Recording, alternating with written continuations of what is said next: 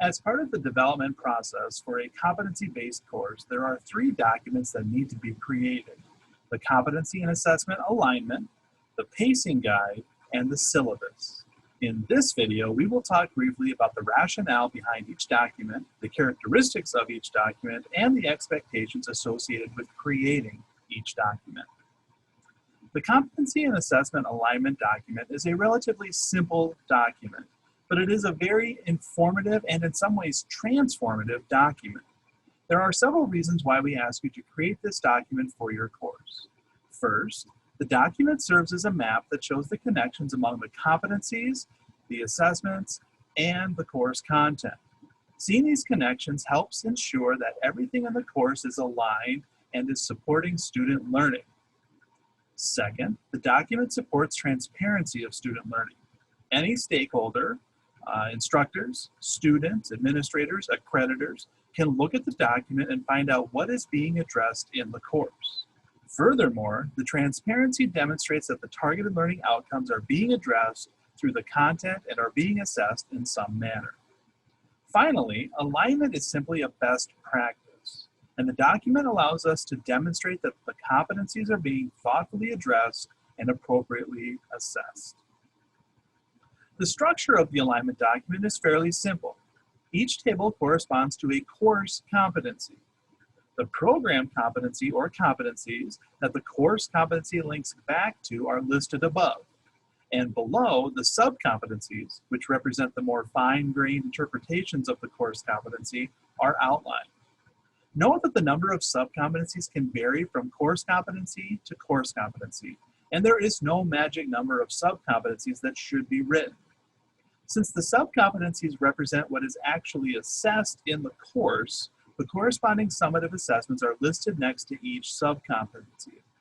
Generally, the title of the assessment is enough information to include in the document. In addition to the summative assessments, the formative assessments, activities, and/or materials used to help students prepare for the summative assessments are listed. Again, titles or very brief descriptions are written in the table. Additional tables are included in the document for each course competency. Here is an example of a completed alignment document from the Project Management Basics course. Seeing a completed version can be helpful in better understanding what the finished product should look like. That's it. Like I said, the document is not very complicated. However, the information that it provides is significant, and the thought process that it supports for developers is powerful. The alignment document is created over the course of the development cycle. At each stage of the backward design process, another portion of the alignment document is filled in. Competencies are written and refined first, then summative assessments are identified and aligned.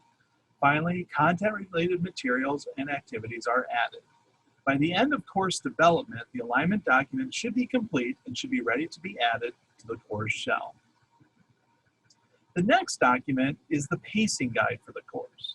The pacing guide is essentially a summary of all of the activities and assessments that the student should complete in order to successfully complete the course. The purpose of the pacing guide is to provide students with guidance regarding how best to approach the learning activities and assessments for the course. Since competency-based courses are generally self-paced, students often benefit from some expert support to help them determine a reasonable pace through the curriculum. The pacing guide provides some structure for helping students wrap their brains around the demands and expectations for the course. The pacing guide is structured around weeks. For each week, the various activities, readings, videos, formative assessments, practice activities, summative assessments are listed out. Next to each activity is an estimated time for completing the activity. It is important to note that the estimate time is just that, an estimate. Students may take more time or less time to complete the activity. Developers should think about the typical student when identifying the amount of time an activity should take to complete. If developers need some guidance with regard to how much time an activity might take, we have developed some resources to help them judge the required amount of time. The final column in the table is left blank and is eventually completed by the students as part of the attendance assignment for a course. A new table is created for each week and the process is repeated. Here is an example of a pacing guide from the Project Management Basics course. Currently, most pacing guides for Flex Forward courses are built around a 5-week timeline. The 5-week time frame was chosen to fit within the current 7-week mini-mester structure. As Flex Forward continues to evolve, the number of weeks included in a pacing guide may be adjusted. When it comes time for you to build a pacing guide for your course, think about how a student might complete your course within a 5-week time period and plan out the completion of the required activities accordingly. The final document that we will discuss in this video is the syllabus for the course. We won't spend a ton of time discussing the syllabus since this is a document that you are familiar with from other courses that you have taught. The purpose of the syllabus is to relate important information about the course to the student. Contact information, course policies, college policies, and so on are the main elements that make up the syllabus. The purpose of the CBE version is no different. Compared to the typical syllabus template that you are used to working with, the CBE version simply involves some language changes and some additions. Let's chat about a few of the differences between the typical syllabus template and the CBE or Flex Forward syllabus template. First, a couple of sections are included to help clarify the roles of the course instructor and the academic coach. The academic coach represents a role that is unique to competency-based courses. Therefore, students may need some guidance with regard to who is responsible for different aspects of the student's learning experience. The information included in the syllabus provides some clarification about the roles and responsibilities of the instructor and the academic coach. Next, if a course uses open educational resources or OERs, some language is included in the syllabus template to explain what OERs are and how to access them.